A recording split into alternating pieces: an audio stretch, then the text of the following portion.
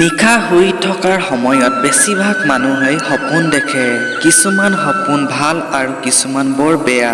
সপোন শাস্ত্ৰ মতে প্ৰতিটো সপোনৰ কিছু অৰ্থ নিশ্চিতভাৱে থাকে। যদি আপুনি সপোনত হাতী দেখিছে তেন্তে ইয়াৰো এক বিশেষ অৰ্থ আছে।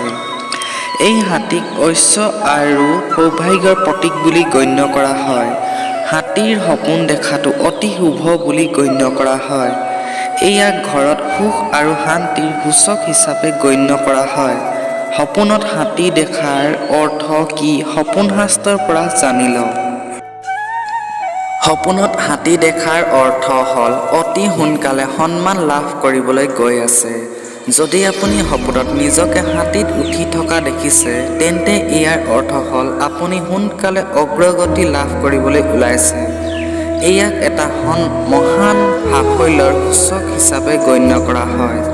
এই সাফল্যৰ বাবে সমাজত আপোনাৰ মৰ্যাদা বাঢ়িব আৰু আপোনাৰ ধন সম্পত্তি বাঢ়িব।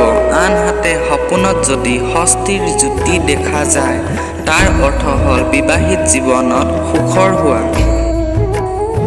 আপুনিও যদি কেতিয়াবা সপোনত হাতী দেখিছে তেনেহ'লে কমেণ্ট বক্সত লিখিবলৈ নাপাহৰিব।